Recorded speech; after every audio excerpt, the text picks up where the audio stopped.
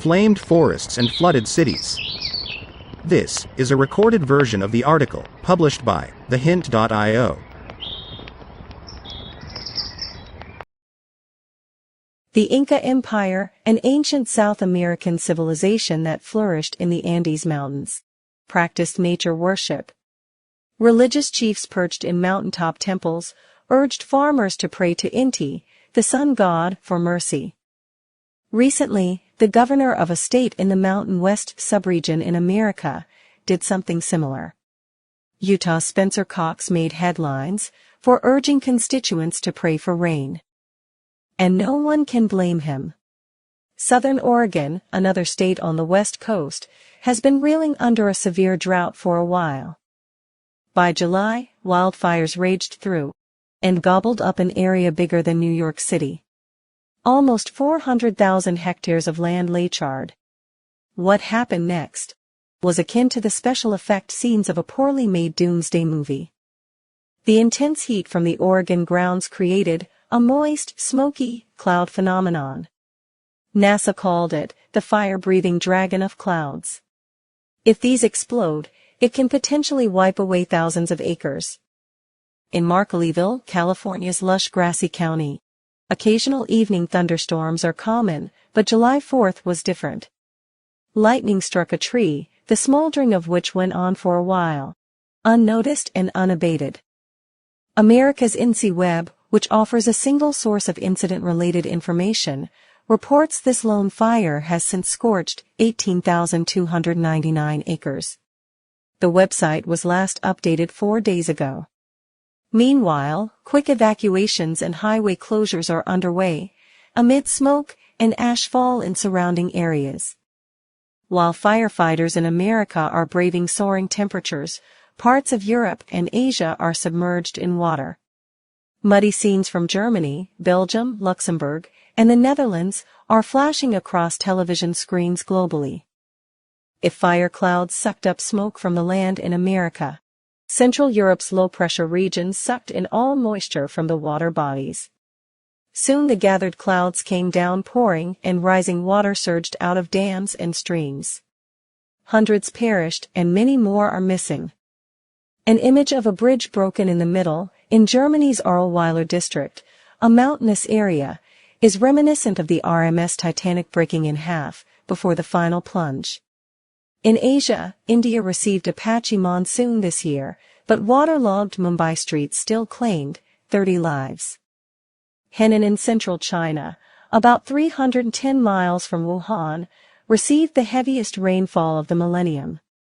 Water gushed out of rivers into the streets and piled up cars on top of one another. At Zhengzhou, people were seen stranded at metro stations, and water reached shoulder levels. The city received a year's worth of rain in just 3 days. On Sunday, flash floods and landslides hit Indonesia and East Timor, washing away at least 113 lives. In the past, when climate-induced calamities occurred in isolated locations, especially in Asia and Africa, it became stale news so soon for the rest of the world. This may be changing. The devastating floods of 2018 in Kerala, a state in South India, and the East African version last year, are yet to fade in memory, but new ones have already arrived, this time in the West. News on climate change is naggingly persistent. Story in numbers.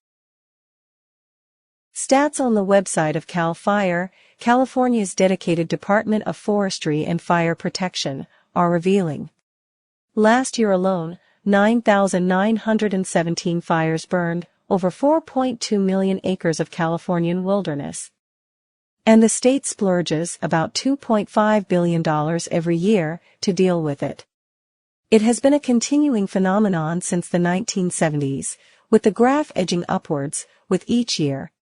In recent weeks, flooded streets, piled rubble, flame-engulfed trees, and fire-extinguishing airplanes grabbed eyeballs. But disturbing scenes around the world tell an incomplete, unfolding story. As flood water recedes and firefighters traverse more wilderness, the reported number of casualties may, sadly, spiral up.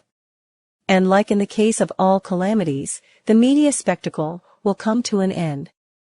The world will soon be out of damage control mode. And the young volunteers and valiant firefighters will head back to their homes.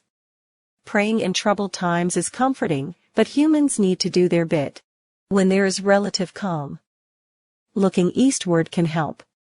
If the Japanese can learn to coexist with nature, in earthquake-prone cities, California, and other dry regions worldwide can play with fire, albeit safely. Whether it's clever, heat-resistant designs or non-combustible zones around houses, or innovative community planning, the human spirit will always find a way. The illuminating study conducted by the two professors at the University of California in Berkeley is a great starting point. We need sponge cities that ward off floods too. And if all that sounds like a tall ask, prayers to rain and sun gods can commence.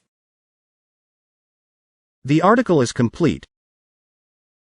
If you wish to read and listen to more great content, visit thehint.io.